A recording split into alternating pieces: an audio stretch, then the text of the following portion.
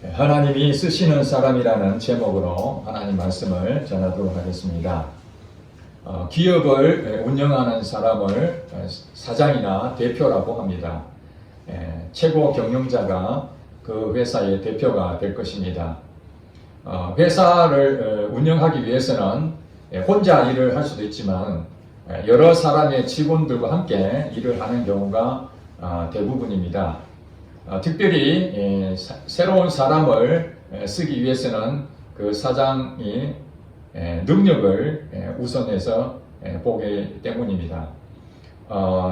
지난번에 그 요한이가 첫 직장을 얻는데 면접 본 내용을 얘기한 적이 있었습니다.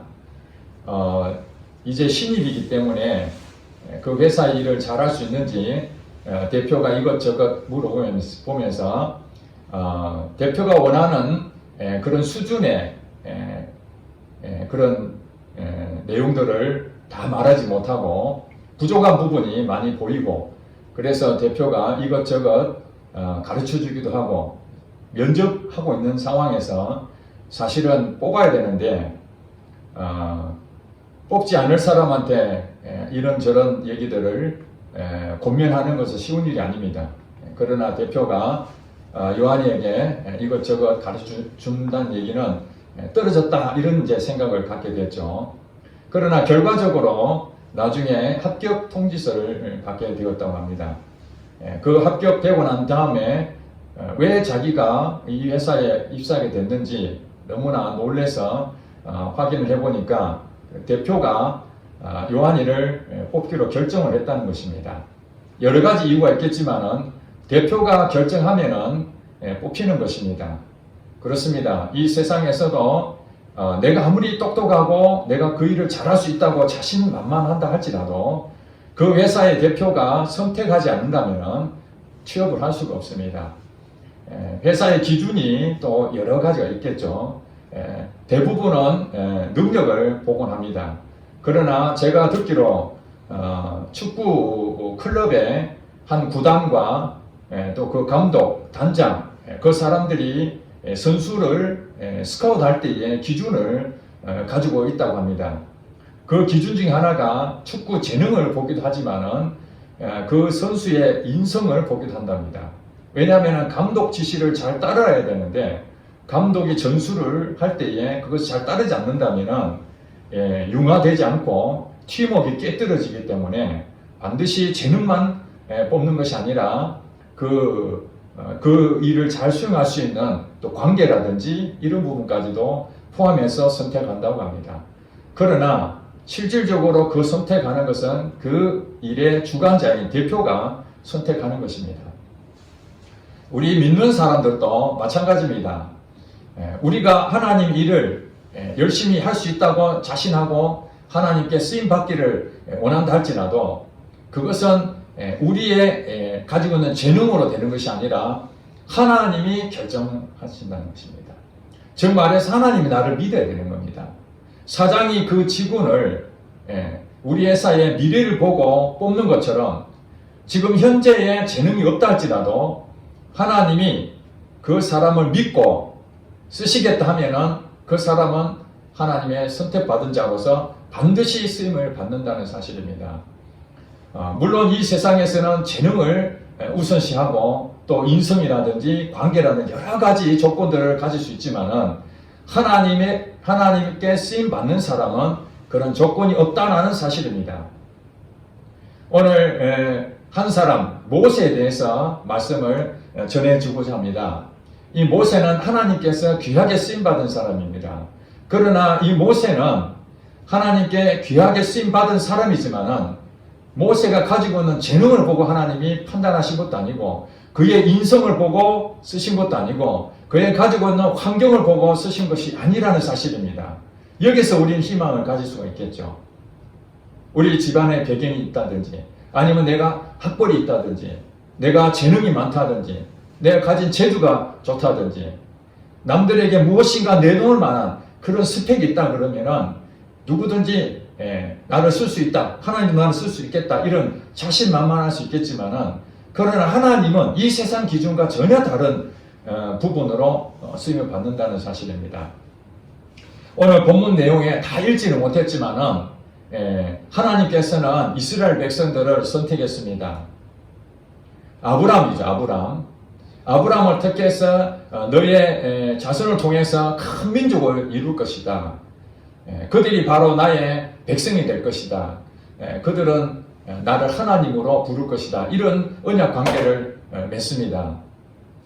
그 첫 단계로 아브라함 자녀들이 가나안 땅에 들어가서 생활하다가 이제 요셉이죠. 요셉을 통해서 애굽 땅에 그들이 이전하게 됩니다. 그 애굽 땅은 그 당시에 가장 강대국이었기 때문에 이 한 70여 명 정도 되는 이 소수 하나의 족속 부족 정도밖에 안 되는 이 아브라함의 후손들 이 정도 가지고는 언제 멸절될지 모르기 때문에 하나님께서는 이 이스라엘 백성들을 보호하기 위해서 강대한 나라인 애굽 땅으로 보내셨던 것입니다. 그 일을 위해서 요셉이 국무총리가 된 것입니다. 요셉이 그냥 국무총리가 되는 그 이유가 그가 잘해서 그런 것이 아니라 이스라엘 백성들을 이 애굽 땅에 거주시키기 위해서 하나님께서 요셉을 선택하신 것이죠.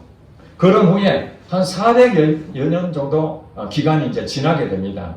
70명 정도 되었던 이스라엘의 그 작은 부족이 이제는 200만 명 이상 되는 거대한 사람들로 이제 민족으로 한 나라를 세울 수 있는 정도의 규모가 되었습니다. 그러나 그 당시에는 이제 한 400년 정도 지났기 때문에 이 바로 왕이 예전에 요셉 시대에 그 은혜 받았던 그걸 다 잊어버리고 200만 명 이상 되는 이 이스라엘 백성들을 노예 삼고 있었습니다. 얼마나 힘들겠습니까? 이 노예는 그 사람 취급을 받지 못하는 상황입니다. 그래서 하나님 앞에 이스라엘 백성들은 우리를 구원해 달라고 날마다 부르짖고 그렇게 했었던 상황입니다. 그때에 하나님께서 이 모세를 선택해서 이 땅에 보내시게 됩니다. 여러분 잘 아시다시피 모세는 태어나자마자 죽을 운명이었습니다. 이스라엘 백성들이 아이들 너무 많이 낳으니까 정책적으로 남자아이들은 다 죽여버리다. 지금도 너무 많은 숫자라서 우리의 큰 위협을 받고 있는데 너무너무 많이 자녀를 생산하게 되면은 이 애굽 땅에 이 바로 왕이 위기를 느낄 수밖에 없어서 남자는 다 죽여라 해서 그 시대에 모세가 태어나게 된 것이죠. 결국에는 할 수 없이 그 모세를 숨기다가 나일강에 이렇게 떠나보내게 됩니다. 차마 죽일 수는 없고 갈대 상자를 만들어서 모세를 띄워보냈는데 마침 그때에 바로 왕의 딸이었던 이 공주가 이 모세를 발견하게 됩니다. 그래서 이 모세는 사실 이스라엘 백성 노예였지만은 이 바로의 딸, 이 공주에 의해서 입양이 돼서 그의 아들로 성장하게 됩니다. 즉 모세는 이제 장년 될 때까지 바로의 공주의 아들로서 궁중생활하게 됩니다. 한마디로 말해서 왕자의 삶을 살게 되는 것이죠. 그러나 하나님께서 이스라엘 백성에 대한 정체성을 알려주기 위해서 유모를 붙여줍니다. 그 유모가 바로 자기 친엄마였죠. 그래서 이스라엘의 그동안 하나님께서 어떤 분이신지 우리의 그 아브라함 시대부터 지금까지 이어져 왔던 우리 신앙 배경들을 모세에게 시간만 나면은 교육을 시켰습니다. 그래서 모세는 사실은 애굽 왕의 왕자로 지내고 있었지만은 자기의 출신은 이스라엘 민족이라는 것을 항상 잊지 않았고 하나님에 대한 것도 늘 묵상하고 있었습니다. 그러던 어느 날이었습니다. 이제 40살이 되어서 이제 궁중에서 밖에 나와서 이렇게 보고 있는데 자기 동족, 자기 이스라엘 민족이죠. 동족이 애굽 사람에 의해서 무참하게 이렇게 폭행을 당하고 있는 모습을 보게 됩니다.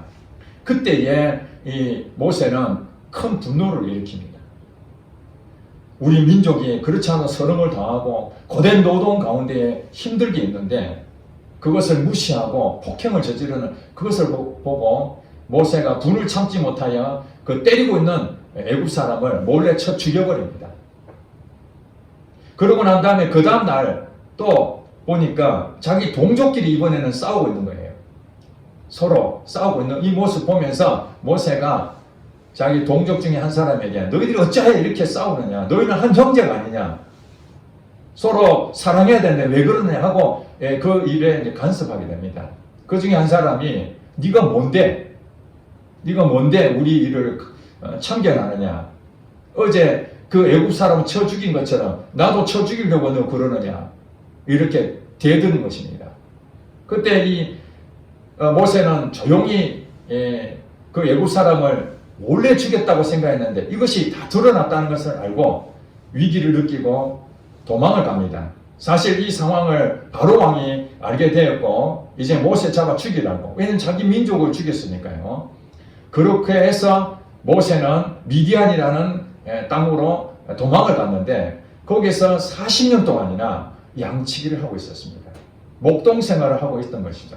40살부터 80살까지 40년 동안 사실은 모세는 평범한 생활을 하고 있었습니다. 이때에 하나님께서 모세에게 나타나는 늘 다니던 그 길에 하나님께서 떨기나무 가운데에 모세를 만나서 하는 말이 이제 내가 너를 이스라엘 백성들을 애굽 땅에서 구원해낼 자로 너를 택했으니 너가 이제 이스라엘 백성들한테 가서 내 말을 전해라.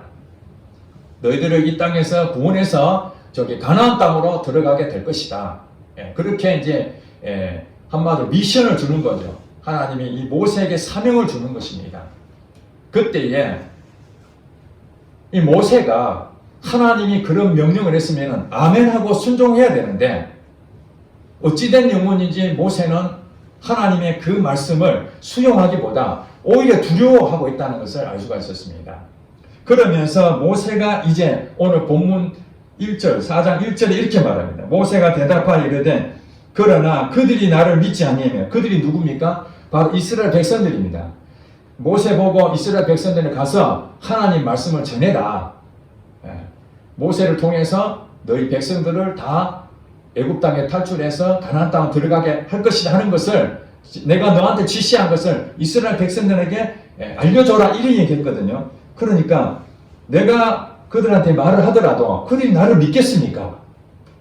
내 말을 듣지 아니하고 이르기를 여호와께서 네게 나타나지 아니하셨다리다. 판단하는 거죠. 실제로 가본 적은 없습니다.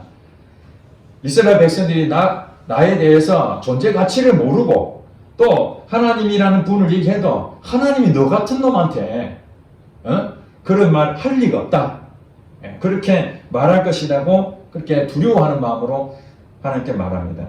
그러니까 하나님께서는 그냥 보내서 안 되겠다고 생각했던지 하나님께서는 그 표적을 두 가지를 보여주셨는데 2절 이후에 보면 그렇게 나오죠.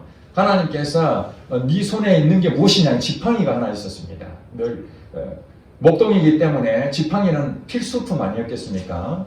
그래서 지팡이가 있다고 그러니까 하나님께서 그 지팡이를 땅에 던져라니까 그대로 했습니다. 하니까 뭐가 됐습니까? 뱀이 된 거예요. 아니 지팡이가 뱀이 될 수 있습니까?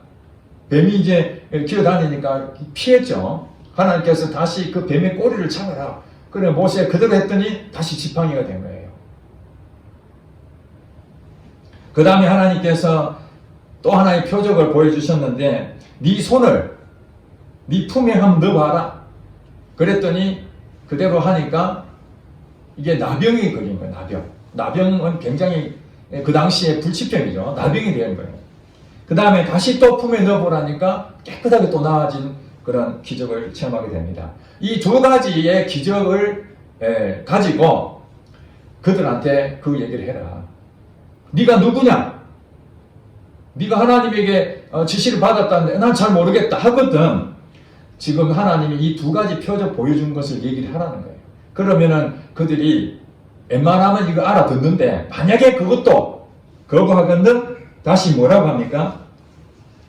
이제 9절에 보니까 그들이 이 두 이적을 믿지 아니하며 네 말을 듣지 아니하거든 너는 나일강 물을 조금 떠다가 땅에 부으라. 네가 또 나일강 물이 땅에서 피가 되리라.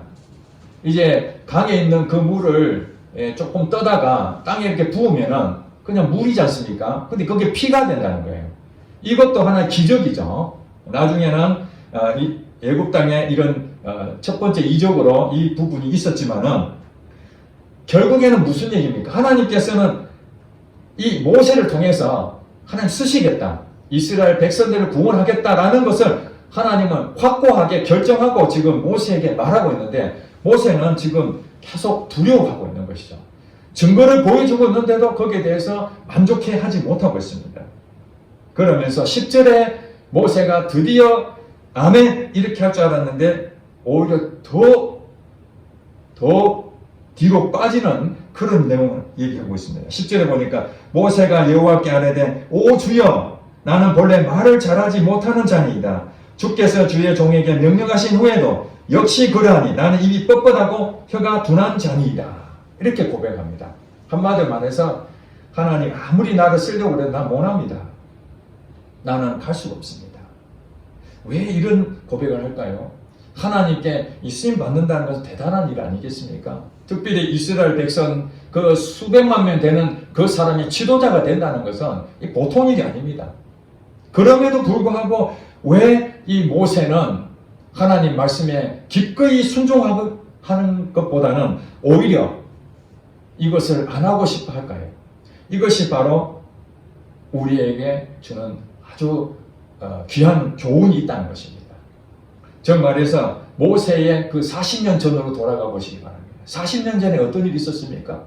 그가 왕궁에서 왕자로 정말로 왕궁의 생활에 대한 부분이 있어서 필요한 모든 지식들을 다 얻었죠. 호화호식을 다 누릴 수 있는 그런 위치에 있었고 또 그만한 권세도 있었습니다.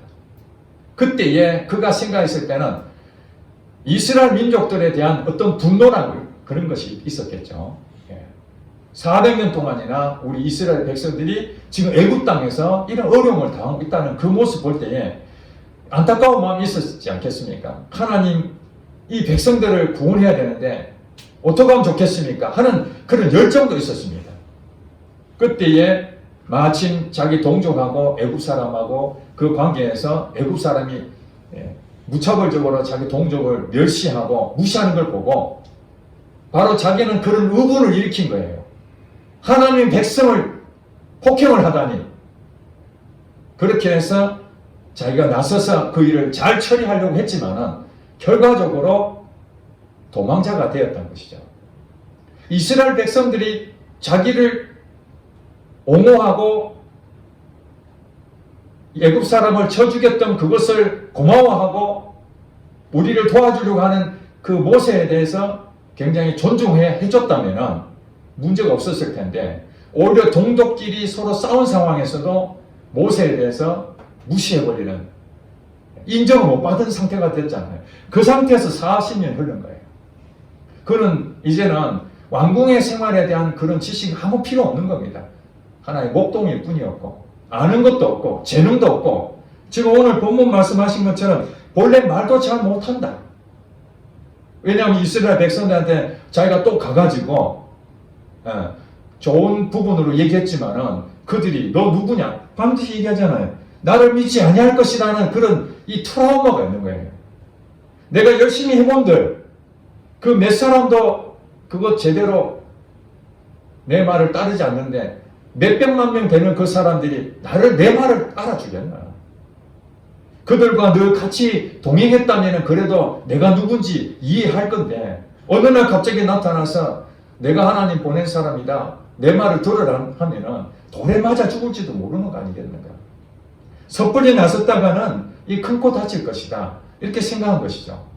그렇다면은 우리 하나님이 이 쓰시는 사람 모세를 분명히 결정을 했는데 태어나기 전부터 모세를 쓰려고 계획하셨다는 그 사실 여러분 믿지 않습니까? 그런데 40살 때 그때에 정말 우리가 볼 때 재능도 있고 혈기도 왕성하고 열심도 있고 이럴 때에 하나님이 쓰셔야 되는데 그때 왜 침묵하셨느냐 이런 얘기입니다. 모세가 정말 자기 민족을 한번 살려보려고 애를 썼는데 하나님께서는 그때 뭐 하셨습니까? 하나님은 침묵하셨잖아요. 자기 목숨도 건져주지 아니하시고 대변하시지 아니하시고 이제는 자기가 모든 일을 다 할 수 없다는 그 상황이 왔을 때에 비로소 하나님 와서 너 가봐라니. 내가 힘이 있었을 때는 하나님 왜 가만히 계셨다가 이제 힘도 빠지고 나이도 많고 가진 것도 없고 말도 제대로 못하고 이 상황에서 왜 이제 나를 쓰시려고 합니까? 하는 질문 아니겠습니까? 제 고등학교 2학년 때까지 제가 우리 가족이나 제 주변에 있는 사람들에게 자주 얘기를 했던 내용들입니다. 제가 굉장히 말을 잘 못했습니다. 말을 하면은 두렵고 떨리고 그래서 발표도 잘 하지 못하고 그래 내성적으로 조용하게 이렇게 생활했던 사람이었습니다. 그런데 어느 날 이제 우리 교회의 학생부 회장이 어떤 상황이 생겨서 회장직을 제대로 수행하지 못했는데 주변에 이 회장직을 수행할 만한 사람이 전혀 없었습니다. 겨우 찾아낸 것이 저였는데 저는 어렸을 때부터 교회를 다녔기 때문에 조용한 상태였지만 그래도 교회를 오랫동안 다닌 사람 저밖에 없었기 때문에 할 수 없이 그 선배가 저보고 회장을 해야 된다. 저는 굉장히 두려웠습니다. 왜냐하면 앞에 나가서 발표도 못하는데 제가 맡고 있었던 그 학생부는 그 당시에 대략 한 100여 명 정도가 출석하고 있었습니다. 선배들도 있고 내노라는 사람들이 엄청 많은데 제가 거기서 사회 본 적도 없는 사람입니다. 심지어는 제가 기도하면은 대표 기도하면은 그냥 여기 나와서 떨릴 것 같아서 다 적어서 이렇게 기도를 했었던 것입니다. 그런데 제가 회장이 되면 이문회도 주최해야 되고 사회도 봐야 되고 즉석에서 기도도 안 보고 해야 되는 이런 상황인데 제가 어떻게 감당할 수 있습니까? 그러나 상황은 제가 회장할 수밖에 없는 상황이었습니다. 그래서 부득이 회장을 수락하고 난 다음에 제가 기도했습니다. 하나님 아시지 않습니까? 제가 도저히 이 앞에 나서서 사회할 만한 리드할 만한 그런 자격이 안 됩니다. 제게 화술의 능력을 주세요. 말을 해서 사람들하고 이렇게 잘 얘기가 될 수 있도록 화술의 능력을 주시고 또 하나는 기도의 능력을 주세요. 안 보고 기도할 수 있도록 입에서 잘 나올 수 있도록 그렇게 두 가지를 놓고 기도를 얼마나 했는지 모릅니다. 그 덕분인지 모르겠습니다만 그 이후부터 말을 잘하게 되었고 또 안 보고 기도하는 사람이 되었습니다. 제가 그때 그런 일이 있으면서 완전히 제 성격이 완전히 변화되는 그런 계기가 고등학교 2학년 때였습니다. 제가 오늘 본문 10절에 보면서 그 생각이 났습니다. 모세가 여호와께 아뢰되 오 주여 나는 본래 말을 잘하지 못하는 자니이다. 주께서 주의 종에게 명령하신 후에도 역시 그러하니 나는 이 뻣뻣하고 혀가 둔한 자니이다. 이렇게 고백한 것이 바로 제가 고등학교 2학년 때 똑같은 상황입니다. 내가 말도 잘하고 리더십도 있고 사람들에게 끌고 가는 이 그런 탁월한 그런 재능들이 있는 상태에서 회장을 시켰으면 내가 한번 회장해서 이 학생부를 정말 부흥을 한번 시켜야 되겠다. 그런 도전도 할 수 있겠는데 아무것도 할 수 없는 저에게 회장직을 맡다라니 도저히 감당할 수 없는데 제가 그때 깨달은 것이 있었습니다. 만약에 제가 재능이 있어서 그 일을 맡긴다면 당연하게 생각했을 것입니다. 오히려 제가 회장을 맡아야 되는데 내보다 조금 재능이 없는 사람이 회장이 되면 시기 질투도 일어나지 않았겠습니까? 제가 내보다 잘한 게 뭐 있는데 나는 그래도 저보다 말도 잘하고 능력도 있고 탁월하고 그러나 하나님께서 제게 주신 것은 전혀 아닌 것을 주셨다는 그것이 바로 하나님만 의지하게끔 만든 거예요. 오늘 이 본문 말씀이 그렇습니다. 말을 잘하는 사람이 있었습니다. 이 뒷장에 넘겨보면은 12절에 보니까 이제 가라 내가 네 입과 함께 있어서 할 말을 가르치리라. 그러니까 모세가 이르되 오 주여 보낼 만한 자를 보내소서. 나는 여전히 말을 못합니다 하니까 뭐라고 얘기합니까? 아론이 있지 않느냐? 너 형 아론이 있지 않느냐? 그가 말 잘하는 것을 내가 아노라. 그러면서 모세를 보내는 대신에 아론을 보낼 수 있는데 하나님께서는 말 잘하는 아론을 모세의 동력자로 보내기는 하지만은 모세를 대신하지는 않았다는 거예요. 하나님께서 아론이 말 잘하는 걸 알고 있었습니다. 이스라엘 백성들에게 설득하게 하기 위해서는 아론이 적격이었습니다. 그리고 나이도 많잖아요. 이 형보다 더 낫잖아요. 두세 살 많으니까요. 그럼에도 불구하고 하나님은 아론을 지도자로 삼지 아니하시고 이 모세를 삼았다는 것을 우리가 주목할 필요가 있습니다. 그리고 하나님께서는 40살 때 정말 재능이 있고 무엇이든지 할 수 있는 거기에서 하나님께서 사명을 주시는 것이 아니었다는 것입니다. 왜 그렇습니까? 그게 바로 교만하기 때문에 그렇습니다. 우리가 하나님이 쓰시는 사람들은 반드시 자기의 가지고 있는 그 재능으로 하려고 하는데 그건 우리 생각입니다. 이 세상의 기준입니다. 이 세상의 기준은 능력이 있고 인품도 있고 무언가 갖춰져야만 사람들이 인정을 받고 그 요직에 맡을 수가 있습니다. 오늘 대통령 선거를 하는데 지금 우리 국민들이 무엇에 관심이 있습니까? 이 나라를 잘 다스릴 수 있는 과연 지도자감인가? 그걸 계속 판단하고 있는 거 아닙니까?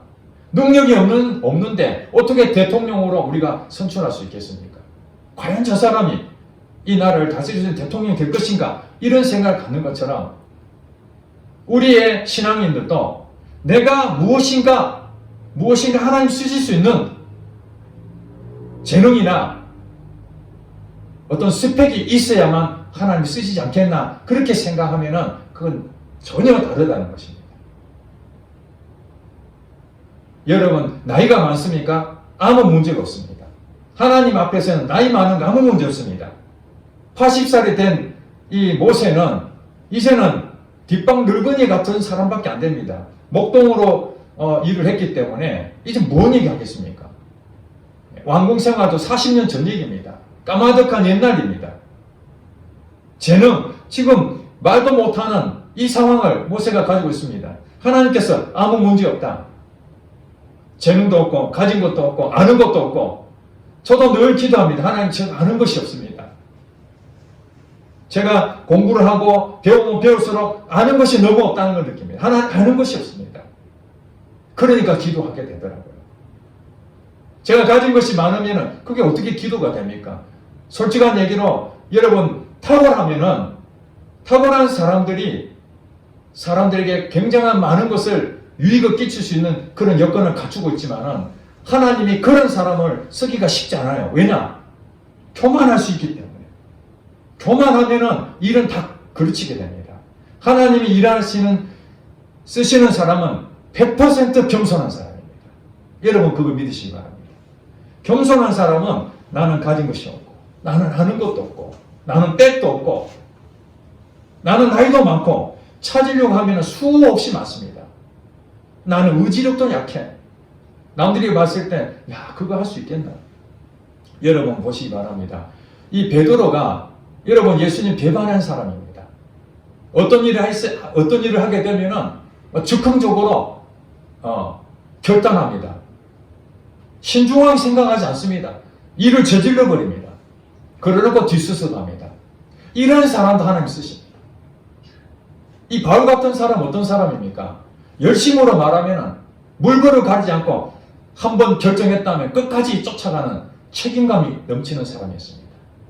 앞뒤 가리지 않고 최선을 다해서 가는 사람입니다. 한마디로 요즘 말하면 일 중독자, 일에 대해서는 탁월한 사람이었습니다.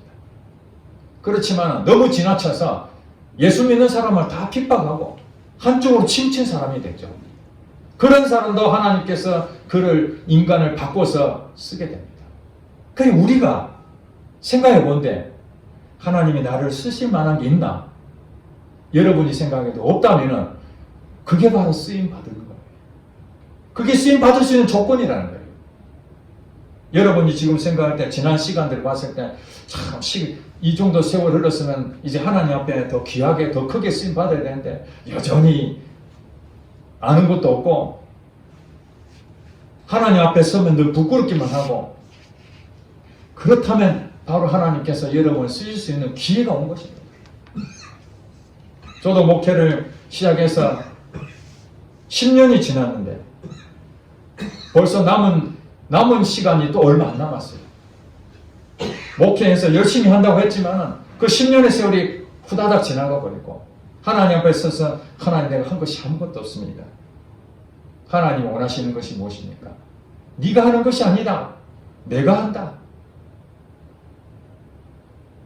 모세 옆에 말 잘하는 아론을 붙여주셨습니다. 여러분이 재능이 없다면 재능 있는 사람을 여러분 주변에 동력자로 붙여주실 것입니다. 그거 믿으시기 바랍니다. 여러분이 모든 것을 갖춰가지고 하려고 하지 마세요. 그렇게 되면 오히려 교만할 수가 있습니다. 여러분 노래 못합니까? 노래 잘한 사람이 여러분 동력자가 될 것입니다. 여러분이 지식이 부족합니까? 지식이 많은 사람이 여러분 주변에 있을 것입니다. 하나님은 여러분 필요한 것을 다 공급하십니다. 더 감사한 것은 성령 하나님이 내 안에 계셔서 예수님 말씀하시고 성경 말씀을 우리에게 깨닫게 하시고 생각나게 하시고 가르쳐 주신다는 사건입니다. 이거 놀라운 일 아닙니까? 사람에게서의 도움도 필요하지만은 하나님께서는 우리 안에 오셔서 이제 우리에게 필요한 거 가르쳐 주시고 이거 하면 안 돼, 저거 해, 이런 것들을 성령님께서 일일이 우리에게 가르쳐 주신다는 거예요. 우리가 하는 일이 뭡니까? 하나님을 믿으라는 거예요. 하나님 믿어라. 우리가 하나님을 믿음으로 가는 것, 그것이 첫 번째가 아닙니다. 하나님이 나를 믿어야 됩니다. 하나님이 쓰시는 사람은 하나님이 나를 믿을 때에 우리는 하나님 손에 붙잡혀서 쓰임받는데 그 쓰임받는 시간이 내가 갖추어지고 내가 준비가 철저히 되고 이렇게 돼야만 쓰는 것이 아닙니다. 여러분이 지금까지 가지고 있는 그 성격들, 하나님이 다양한 성격들을 만드셨어요. MBTI 해보면 알지 않습니까? 여러 가지 성격이 있습니다. 우리가 가장 좋다는 성격이 있습니까? 없습니다. 하나가 장점이면 하나가 단점이 되는 것이죠. 우리가 볼 때는 장점은 안 보이고 단점만 보이면은 실망하게 되고, 또 어떤 사람은 단점은 안 보이고 자기 장점만 보이면 교만하게 되고, 우리가 어떤 모습이든지 하나님께서 쓰시고자 하는 사람에게는 반드시 쓰시는 것이고, 대신에 우리의 장점에 대해서는 여러분이 교만하면 안 되고, 여러분의 단점은 하나님 앞에 엎드려 기도하라는 거예요. 만약 연약함이 있습니다. 내가 부족합니다. 하나님 내가 가진 것이 없습니다. 그럼에도 불구하고 오늘 모세처럼 나는 아무것도 없다. 그러지만 하나님께서 동력자를 붙여주시고 하나님이 역사해 주신다면 기꺼이 가겠습니다. 그래서 아무것도 할 수 없다고 하는 이 모세가 이스라엘 백성들에 가가지고, 처음에는 이스라엘 백성들이 그를 신뢰를 안 했죠. 왜냐하면 말로만 전했으니까. 그러나 장로들과 함께 다시 바로 왕한테 가서 하나님 말씀대로 증거를 하기 시작합니다. 10가지 재앙을 애굽 땅을 통해서 베푸시고 비로소 이제 가나안 땅으로 들어가게 될 때에 그들이 하나님이 모세와 함께 한다는 것을 그때 비로소 믿게 됩니다. 여러분, 하나님께서 가라 해서 모세가 이스라엘 배에서 갔더니 바로 믿는 게 아닙니다. 인간이기 때문에 너가 하나님의 사람 맞아. 그러나 하나님이 모세와 함께 하신 것을 사람들이 보게 될 때, 아, 너 하나님의 사람 맞구나. 여러분, 저도 마찬가지입니다. 하나님께서 목사로 세워주셨는데 여러분의 동력자 아닙니까? 여러분이 하나님의 말씀대로 바로 설 수 있도록 모르니까 하나님이 이 아론을 모세에게 붙여준 것처럼 한국의 전 세계의 목회자를 하나님께서 부르셔서 훈련시켜가지고 여러분의 도와주는 동력자로 만들어주신 것입니다. 처음에 여러분들이 이 목사도 인간인데 내가 저 사람 말 들어야 되나 이렇게 했지만은 시간이 지나서 그 목사가 하나님의 말씀을 경험하고 또 신뢰하고 이런 모습을 보면서 하나님도 믿지만 내게 동력자로 붙여진 그 목사도 믿을만 하구나. 그때 비로소 존경하는 마음이 생기게 되는 것이죠. 여러분이 지금 현재 하나님이 쓰실 수 있는 조건이 안 된다고 여러분 스스로 판단하실 필요가 없습니다. 그리고 예전에 여러분들이 잘못했던 것, 트라우마 있던 것도 상처받았던 것, 그것 때문에 여러분 두려워할 수도 있습니다. 모세처럼. 다 알고 계십니다, 하나님은. 과거에 그런 사건이 있는 거 하나님 다 보고 허락하셨습니다. 그래서 하나님께서는 이제는 모세를 하나님의 사람으로 만드시기 위해서 이렇게 다듬어 가셨다가 마지막 이제 나는 아무것도 할 수 없다고 할 때에 하나님이 일을 하신다는 것입니다. 이제 하나님께서는 이 코로나 시대에 우리에게 참 힘든 이 과정이 있지만은 도대체 되는 것도 없고 내가 무엇을 해야 될지도 모르고 우리 교회도 어떻게 나가야 될지 방향도 없는 이런 상태가 바로 우리가 하나님 앞에 구할 겁니다. 하나님 어떻게 하면 좋겠습니까? 하나님 우리는 할 수가 없습니다. 하나님 나는 못합니다. 의지도 없고 열심히 하려지만 또 넘어진 자입니다. 이런 고백 속에서 하나님만 붙잡고 나가는 바로 모세가 그랬다는 거 아닙니까? 입이 뻣뻣한 자인데 아론이 없으면 자기는 아무것도 못하니 아론을 붙여주시고 기적을 베풀어주지 않는다면 그 홍해 앞에서도 건너갈 수 없으니 하나님께 구하게 되고 이렇게 하면서 이제 그 사건들이 그 후손들에게 모세가 어떻게 하나님께 쓰임받았는지 입으로 전달되어서 그 이스라엘 백성들이 하나님 살아계시는구나. 그 모세와 함께 하신 하나님 바로 우리 하나님이야. 우리는 이 모습을 보고 야 모세와 함께 하신 하나님 이스라엘 백성들과 함께 하신 하나님 그 하나님 바로 나의 하나님이야. 이렇게 고백하면서 여러분 이 세상에 승리하는 여러분 되시기를 주 여러분 축복합니다. 기도하겠습니다.